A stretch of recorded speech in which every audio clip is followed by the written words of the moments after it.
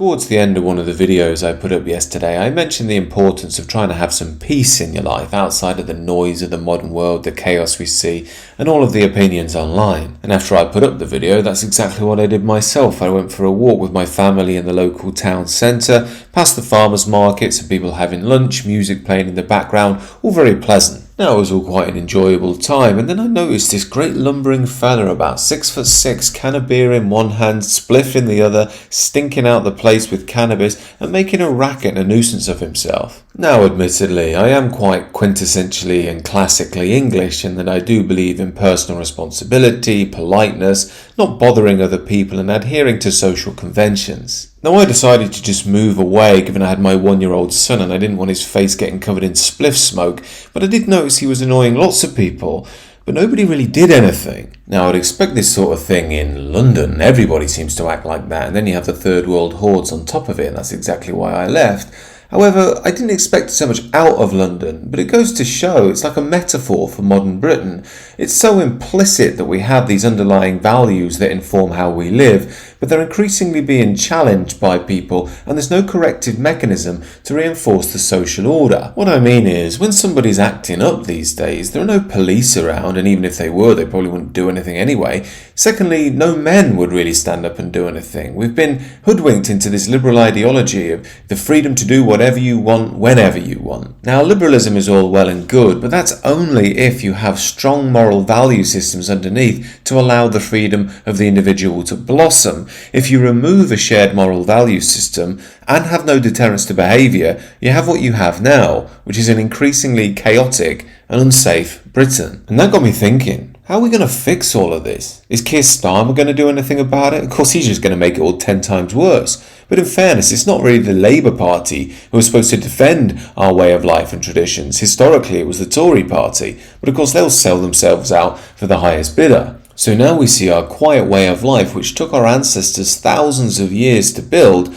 being flushed down the toilet by a liberal elite who've enforced mass immigration on us and overseen a massive social decline. So that got me thinking, hypothetically of course, that the only way to really remedy this, if we wanted to, would be in a strong leader. When I say a strong leader, I mean someone who's a manifest symbol of the value system that Britain ultimately is. Someone who can bring us forward and orient the rest of society around that central message. We've had a few of those before in British history, so it's not like it's never been done. And it's worth asking, what could such a figure achieve in modern Britain if we had a shared value system and were actually united?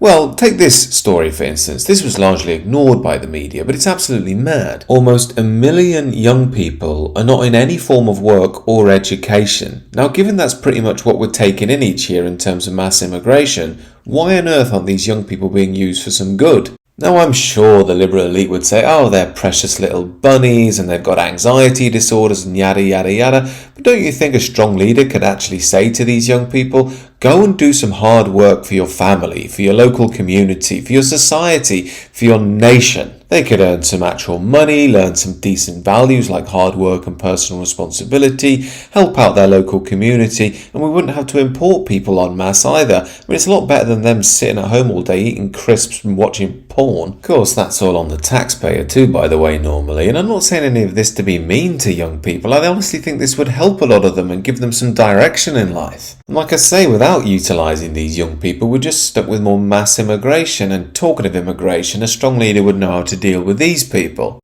You are never getting your country back. You're never getting your country back.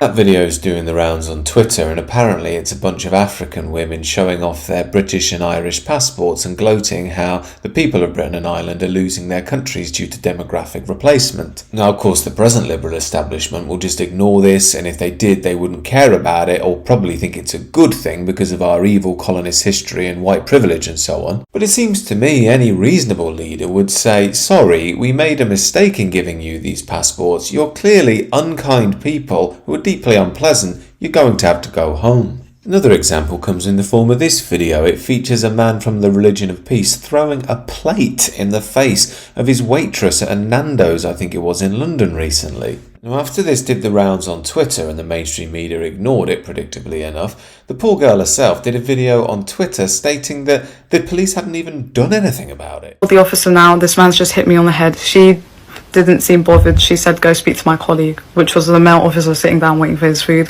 I go to him and I say, this man's assaulted me, he's hit me on the head with a plate. He said, who? This fella over here? And I said, yeah. He said, okay, and he takes the guy outside, and my manager takes me to the back office. Whilst I'm in the office, I can see from the CCTV screens that the police let the guy go. So the male officer who took him outside basically let him wander off without taking any of his details, without taking any statements, without checking the CCTV. And I could see on another screen that the female officer was having a laugh with the wife and playing with the baby. It seems like those cops took Keir Starmer's directive to make sure Muslims always feel safe very much to heart. Now this gets back to the point I was making at the beginning of the video. There's no deterrent in people acting this way in this day and age. The only deterrent people have is being frightened of posting on social media in case Keir Starmer's Stasi break their door down at 3 a.m. Oh, and as we know, that seems to only apply one way as well. Yeah, when it comes to actual crimes, like, people getting stabbed and so on, Keir Starmer is very anti things like stop and search. But when you hear this ex-cop talk about how important it is, who do you think's right? Nobody died in the riots. 3 people died of knife crime this weekend alone. Lock them up! Really? How you getting on with county lines? Well, we closed 3 down last week. Yeah, and guess what? 4 more started. It's all bollocks. If I was policing an area where young black men were being stabbed to death by young black men, I'd spend each and every working day stopping and searching young black men. We cannot carry on with this madness, with so many lives being lost, with so many gangsters getting richer and richer and richer, and so much violence being carried out on the streets of our country. To me, this man seems to be completely correct, and what he's talking to is the police being an institution that you don't mess around with. It's healthy to have a little bit of fear towards the police. By all means, they should be a just and honest institution, but they should seek to maintain law and order and protect the people, not worry about the thoughts of some street thugs. In essence, what I'm getting at in this video is in order to have a strong, stable, free and safe society, you need people who are disciplined and willing to take personal responsibility. Our present leadership are not providing that environment for that to happen. Henceforth, while the Labour Party, the BBC and the Guardian go on their marketing charm offences about how everything needs to be tolerant and liberal and kind, unless you're white and working class, it's just going to make things more dangerous and more chaotic. I think we're going to have to reawaken to some pretty harsh truths of what made our country what it was if we're to have any sort of future and build a little corner of Britain in what was once Great Britain. These are just my thoughts, however. Do let me know what you think down below and do consider subscribing to the channel.